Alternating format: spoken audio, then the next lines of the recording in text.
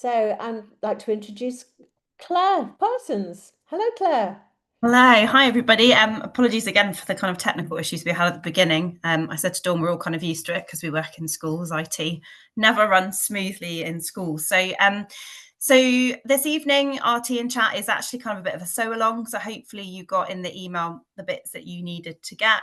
If not, hopefully maybe you might have something at home that you can kind of grab and join us along the way. So a little bit of an introduction about me. I've been teaching since 2010. When I first started teaching, I was teaching the original GCSE Design Technology Textile qualification, and then slowly progressed over towards AQA Art Textiles, purely because of the school that I was in and the way it kind of naturally fell in the school that I was in. I've been an AQA art and design moderator for quite a few years, both in London and where I'm based now. I left my head of department role at an outstanding school in London at Christmas just gone, and have relocated to be close to family. And I'm now working in a special educational needs school. We probably have some of kind of the worst behaviours in the city that I'm in the school that we're at. So obviously quite challenging behaviours. And I'll be starting my Senko MPQ as of this month. So that's kind of just a bit of a background about me, just because I feel like it's nice to do intros so you know hopefully what I'm talking about. So as I've said, our tea and chat is going to be a hands-on event. Please feel free to ask questions as we go. I can see the chat. I've got it set up on 2 screens, and Dawn has also said that she will repeat any questions if I miss anything. So please do ask any questions if you want me to go over everything or clarify anything. A little bit of cost effectiveness of these projects, some tricks of the trade, and how this particular technique can be adapted across the key stages. So the things that you're going to need this evening then are any strips of fabric and a fabric base, your sewing machine to be set up on a zigzag stitch, some scissors, glue, and if you're going to make a card or a keyring. So hopefully you'll have some of those things there.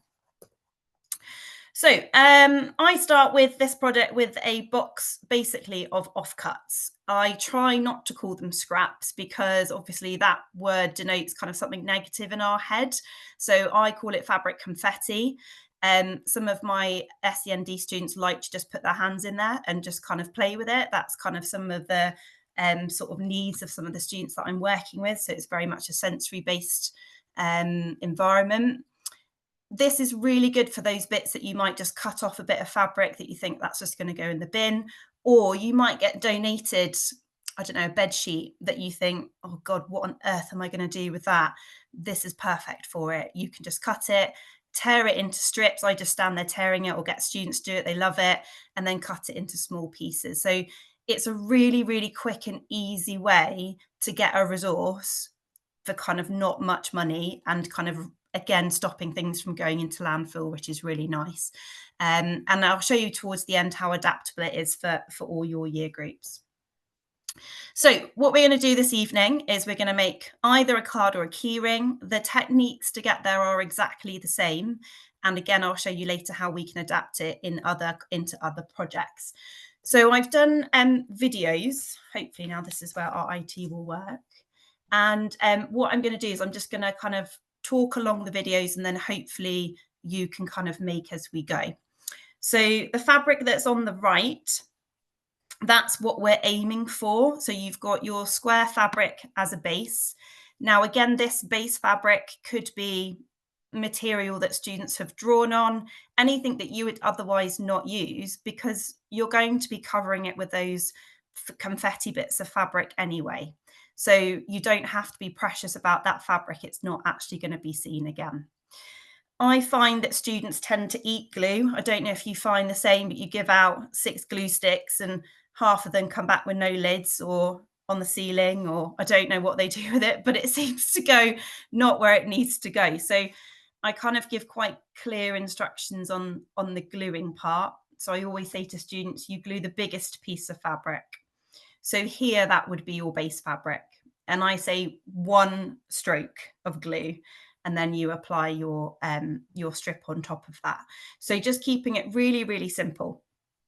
Traditionally, we would probably use pins here, but speaking from experience, and quite a lot of experience when it comes to this, I would say pins sometimes can be our worst enemy. I mean, I don't know how long I have spent trying to get students to pin correctly, and I just think, is this actually going to get them to the end product any quicker? We kind of need to be a bit more user friendly towards our students. And working again in an SEND setting, I've got a student who's got dyspraxia. So that kind of fine motor skill for him is really, really difficult. He even struggles using a pair of scissors. That's kind of the level that we're talking at. So this is actually quite good. You might find that some students have sensory needs where they don't physically like the touch of glue. So again, when we're talking about students with special educational needs, a lot of it can be down to their senses. So it could just be that you do the glue and then the student does the sticking. So it's kind of meeting them halfway. That kind of compromise is quite important. I often find that they'll just kind of straight up go, no, I'm not doing it. But if you meet them halfway, normally then you can start to get students a bit more motivated. So I've covered that entire base fabric now with my strips. I find that if you have a slight overlap with the strips, it gives you a better outcome at the end rather than there being gaps. And then if you want to, you can go back and add in some extra colours. So I thought in some of the areas, I didn't feel that I liked the colour combination. So I went back in, so you can see here I'm adding a little bit of yellow over the grey. I just went back in and added a bit more detail. This isn't necessary. I was using this technique today with some of my students, and one of the girls didn't want to have breaks in her fabric. She was very adamant it had to be a continuous strip. So again, it's just being adaptable to those students and kind of finding a way that they're happy to work. Because at the end of the day, it is their work, and we want them to go home with something that they can be pleased with and proud of. So once you've got all of your fabric then covered, it's time to head off to the sewing machine. Okay, so if you want to get your sewing machine set up and ready, and the plan is that we're going to sew all of those tiny little bits of fabric down. So let's move to our next video. So you can see here, this is what we want our fabric to look like with the zigzag stitches all over the edges of that fabric. Now, when I sewed this, I didn't bother starting and stopping at the end. I was a bit cheeky and just sort of turned at each part. What I like about this is when you have a student with special educational needs, that repetitiveness is actually really quite important for them.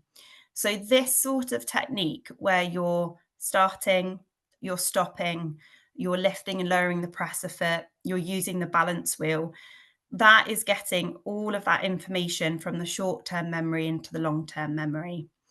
A lot of my students, I only joined in January, and most of my students hadn't used sewing machines before I'd arrived. And I've got the second class, I had a class when I first started. We started on textiles in January, and I've got them again now. So we did about a term of textiles in January, and I've got them now. And I would be more than happy to leave them on the sewing machines and they'd be working fine on them. But it's because the project, which is this project I was doing, was so repetitive for them. It means that they're just building on that confidence and on that skill. I don't actually get my students to thread the sewing machines. And when I was in mainstream, I didn't actually in year 7 and year 8 get them to thread the machines. I always had them threaded for them. The reason being is because actually I found if students understood how to use the machines correctly first, that actually led to fewer issues when it came to them trying to thread up the sewing machine, because they built the confidence in using the machine. And then once they built the confidence and they knew that part, threading it was the next step. Now, I understand that might not be possible in your schools. It might be that you've got a colleague that's in there before you or after you, and they might do things differently. But I do think it is something worth trying. I did find that I had fewer issues and fewer mistakes. You might find that you have a student who's really, really keen and confident.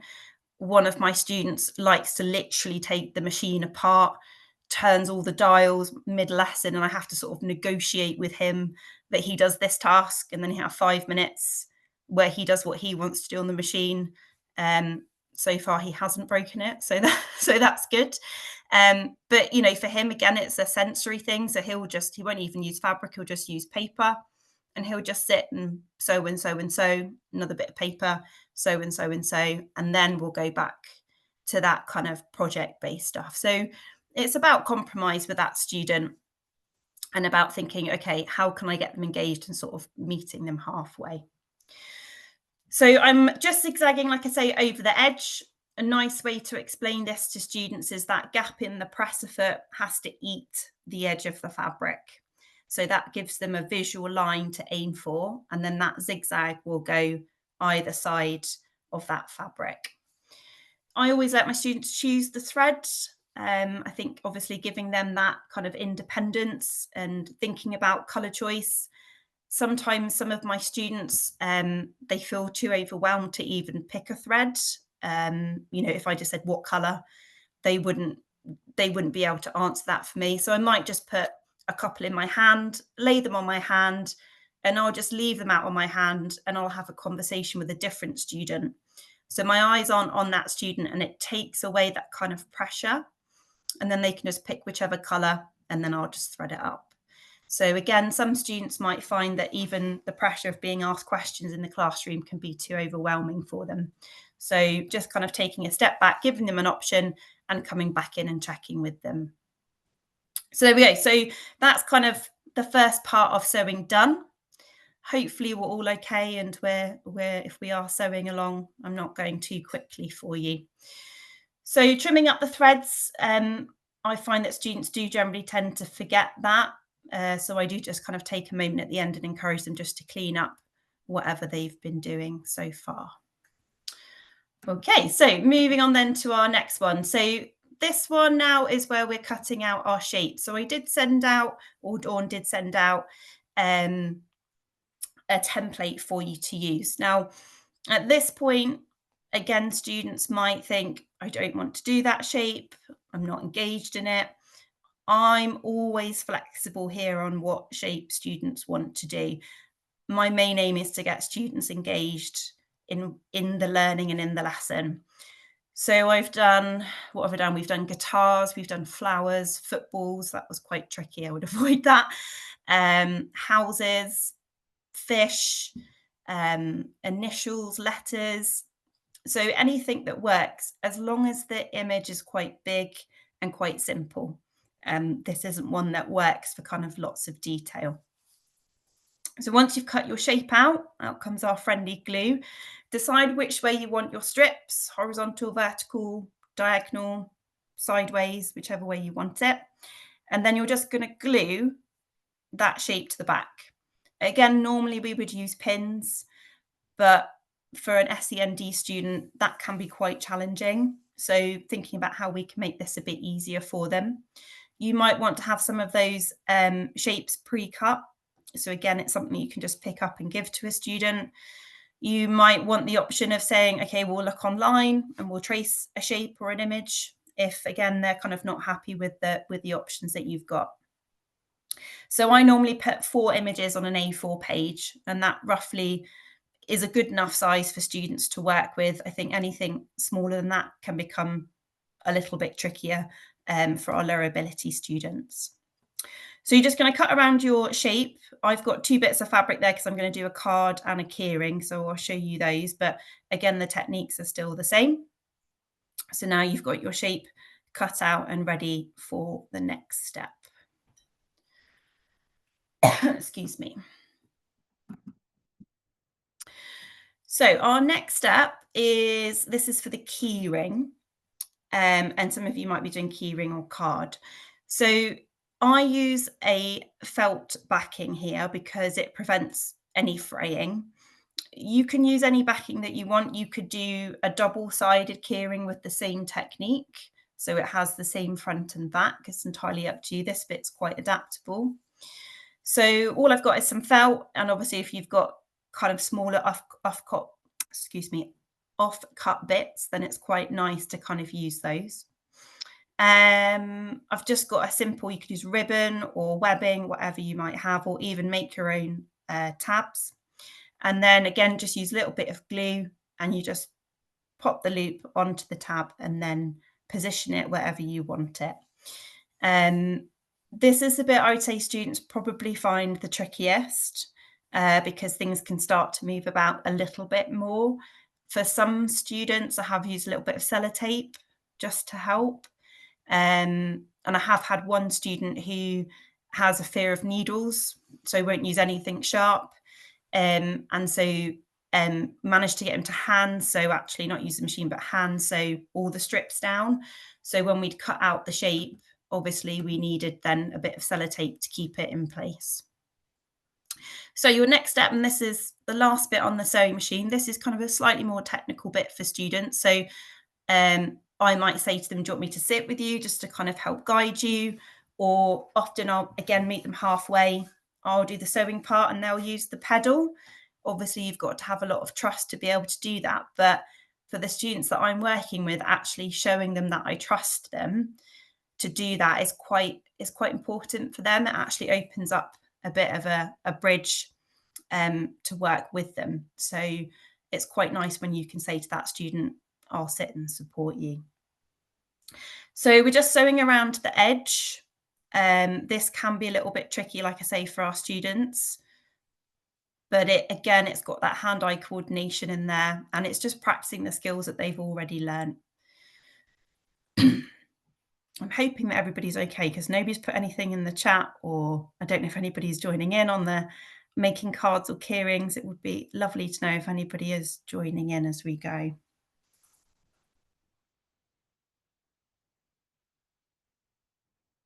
So just securing it down with a zigzag.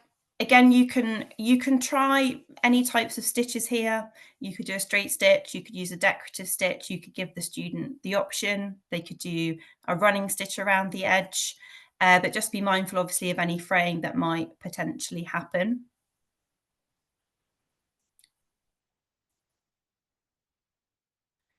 And then once you get to the end, making sure to anchor it and just to kind of reinforce where that tab is so that it doesn't come undone.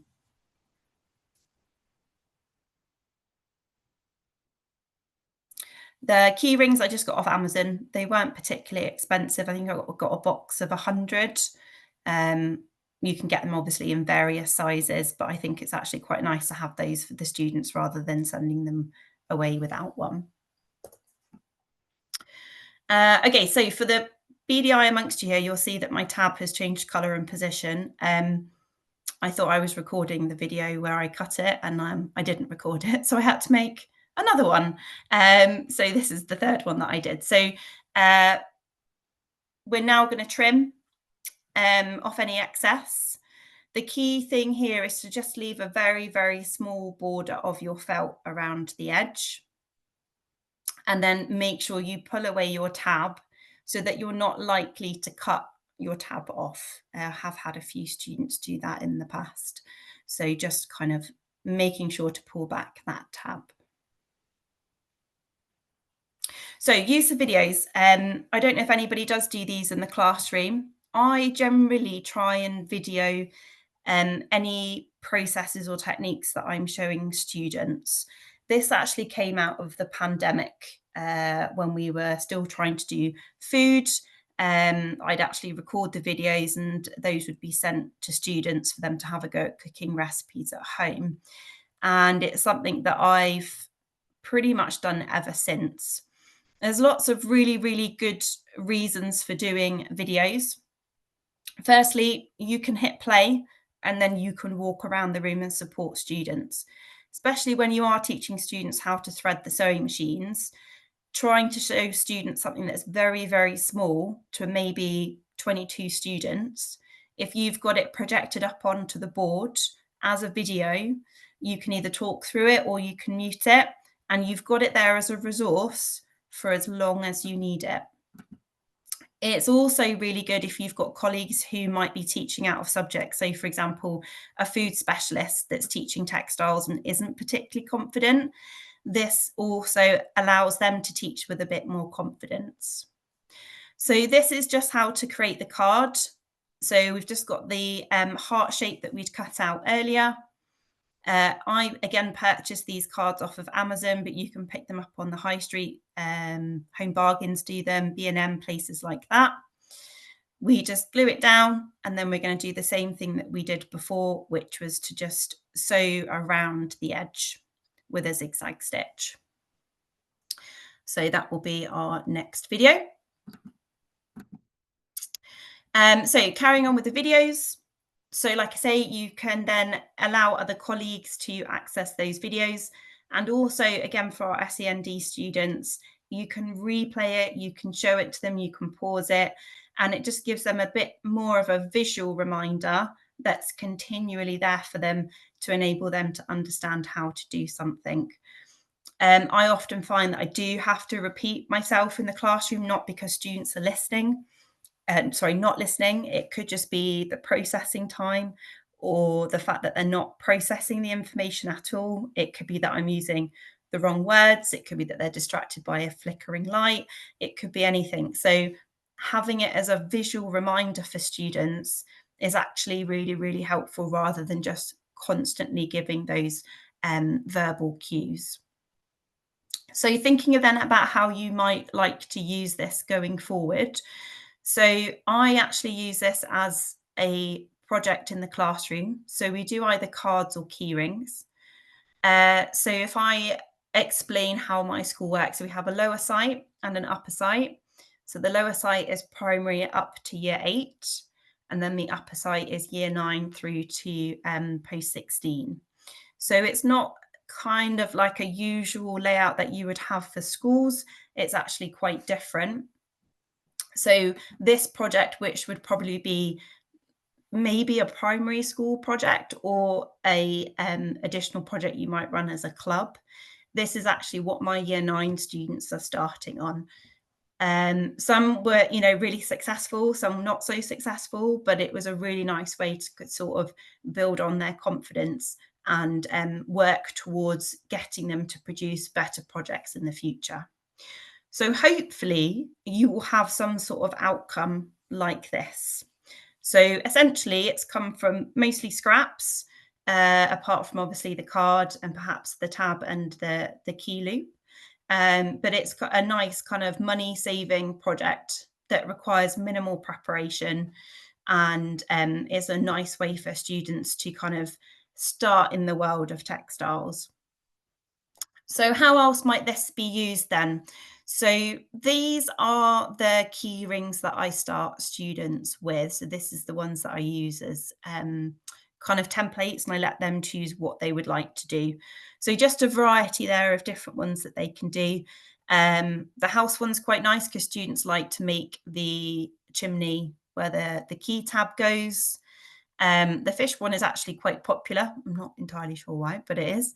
And then again, you can think about if you've got Valentine's Day coming up, or Mother's Day, or Christmas we've got coming up, you can think about how you might adapt or change it for certain times of year. Bottom left, you'll see one of them has got a loop on. So that's actually where a student had made it into a Christmas decoration. So rather than putting the key chain into the top, you would just put a piece of wool or string in there so that it just swaps it out to be a Christmas decoration. I've got students at the moment creating Christmas garlands with the same technique. So they've made multiple trees and multiple stars, and then we're going to attach them to a ribbon so it can be hung at Christmas. Again, just really, really easy technique. That student has got Down syndrome, and she struggles a lot with control of her foot on the pedal. So it's quite heavy stop-start. So this sort of project means that wouldn't affect what she's doing, because it is just a lot of straight line sewing for her. So it means that she kind of can accomplish something towards the end that she can be really proud of. Some more Key Stage 3 projects. So again, this is what I've been working with my students. So in year 11, we are doing these Japanese fish kites. So we're using that technique to create the fins. This has been a really lovely project, actually. So on here, we've got bubble wrap printing, block printing, applique, where we've got the eyes, and then we've got the fins that have got that fabric collage. I've showed students the techniques and said that they can pick a theme and they can design their own fish kite based on that theme. I've got one student who's doing a Greg's themed Japanese fish kite. So he's got the Greg's like emblem on it. I don't know how it's going to turn out, but I said I would let Greg's know. I'll drop them an email and see if we can get them a free sausage roll. On the right there, where we've got the hot air balloons. So these are sort of 3D balloons, but kind of involved a little bit of graphics where we took 2D flat shapes and created a 3D shape. So we actually decorated it was just card or paper. We decorated the card and the paper on the sewing machine using the same technique. And then we sewed the edges of the hot air balloon together, and then just hot glued a piece of string through the middle. You can pick up the patterns for these online, or you can just draw your own. These aren't as big as they look. They're half an A4, so A5 size folded in half. Again, I had one student who didn't want to use the sewing machine, and you might be able to just see the rock second from the left on the hot air balloon there. He said he would do it, but only if he could have the rock's eyebrow facing him every day. So again, a bit of compromise there to get him engaged in the lesson, and actually getting him to think about the positioning of that face took him a little bit of time. So that was really lovely. This, again, some more Key Stage 3 projects. So the project on the left I did with Year 7 in mainstream. So this was a bug banner. So we batiqued the shape of the bug. I did no machine sewing with them, well, a very small amount of machine sewing with them in Year 7. It was all focusing on hand skills. And again, we just used that fabric collage just to kind of give that batik project a bit more depth. And again, a really nice one that students enjoyed. And then on the right, another Year 7 project. We started to use the machines a bit more here. So it was a bit more of a focused banner project where they picked a theme and then decorated appropriately with either the machine or hand embroidery. So we gave them the option on that one. And then moving on to GCSE work. So again, for the art textiles, I always started my art textiles with a project that explored different techniques. So it allowed you to focus on techniques that you hadn't covered at Key Stage 3. And I do find some of you might have students that are quite precious and quite neat about their work, and they won't do anything messy. This is quite a safe, messy technique for them to use. So we focused on fruits or vegetables. They picked a fruit or vegetable, and then they would just do the same fruit or vegetable in a range of different techniques. So this was the kind of fabric collage. So again, just using those strips of fabric glued down, a bit more refined in this case because it's GCSE, so you're looking for various shades, looking for shape, and then use of stitching as well. And then we've got here again kind of more focus on hand embroidery, looking at texture. So this could be a GCSE project or an A-level project where they're looking at texture and only using hand embroidery. We've got various types of stitches and different types of yarns and threads. It could even be a mindfulness exercise that you might want to use if you've got a club. And these also look really nice on cards as well. So if you, I don't know, if you have a program in school where it's you're looking at kind of buying and selling, or you have a Christmas craft fair, again, these can be a nice one to do. And then finally, Again, we've got the same technique there. So we've got that collage in the background. And then this is free motion embroidery, or I don't know, there's various names for it, isn't there? But this is just sewn over the top. So you've kind of got that base background, and then you've got your free machining on top of that. And I'm pretty sure that that's me done. There we are. So nice and quick. Thank you so much, Claire. That was really, really fascinating. Worries. See if there's anybody. Nobody's actually asked any questions. Anybody got any No. questions for Claire? God, everybody's really quiet. Did anybody manage to join in? Oh, it'd be really good if somebody did. Can't Can believe you how hear quiet. me okay, actually, if I join in? Yeah, Yep. yeah. Yeah, okay. I wanted to ask, it's not about the batik one, actually. What batik method did you use? Was it wax or flour resist or? No, it was wax. So I got students to, so that fabric was an A4 piece of fabric. And I got students to use like a Sharpie or a blackboard pen to draw onto A4 paper. Yeah. And then I think we used white cotton. We didn't use calico for that project. White cotton over the top, and then they used the janting tools to trace over that pre-drawn image. Oh, okay. And was that in mainstream and That was everything went okay? mainstream year 7. Yeah. So the way we did it is we had three colors of dye. It did take a lot of planning and prep. So we had 3 dye colors, 3 dye baths, and the students, it was like, we're not mixing and matching, we're not doing tie-dye, it's one of those 3. And I basically had a piece of paper with the name of the class and the color, and you'd know whose students was whose work because they had drawn it and their name is on that paper. So you keep the piece of paper so you know whose is whose. And then your technician just has to be kind of really, really on the ball.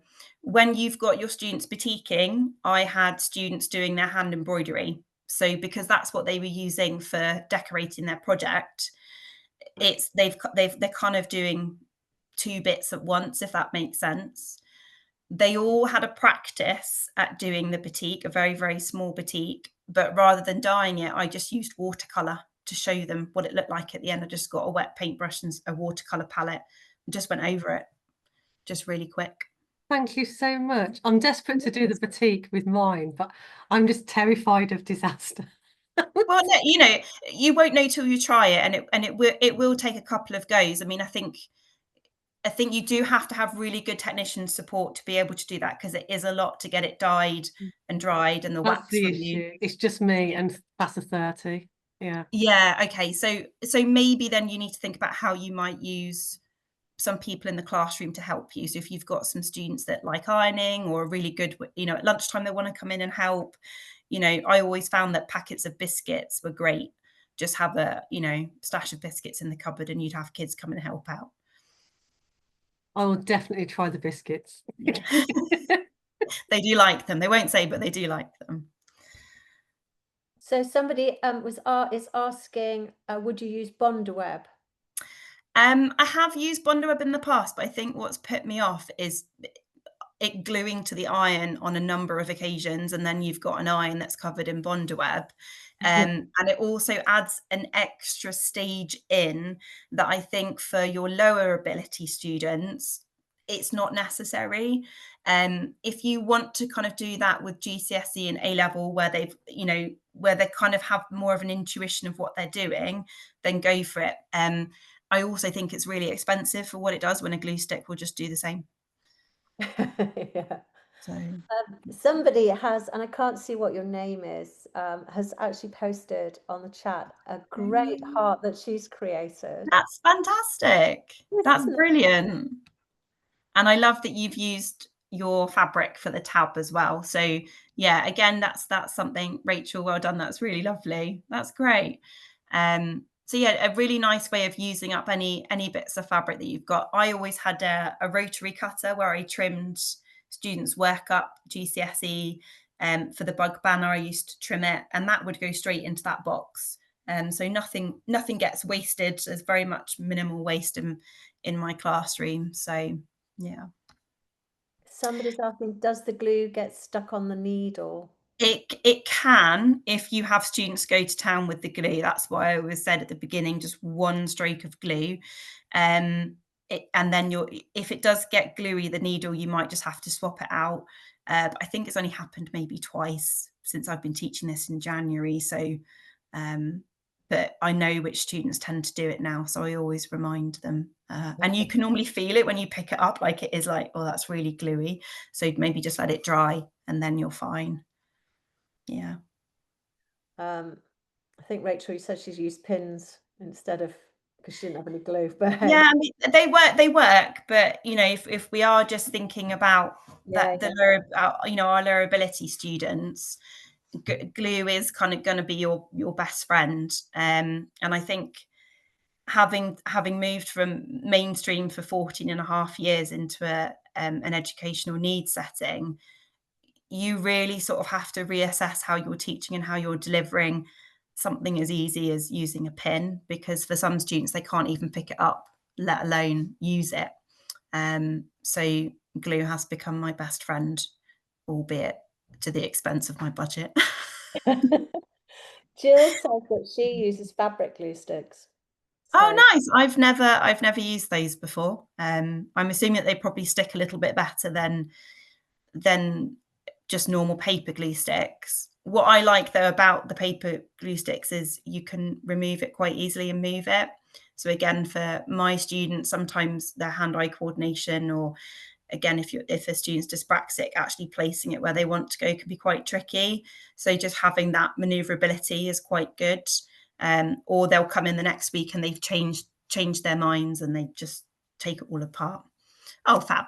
Well, that sounds good. I'll have a little look at those, Jill. Thank you. That's good to know. Yeah, she says it sticks well and there's no gummed up needles. Yeah, that makes sense. Move it, yeah. Yeah. But I can't see any more questions coming in unless somebody's got a quick one. I can't see any. Thank you so much, Claire. That was really, really interesting. Really good.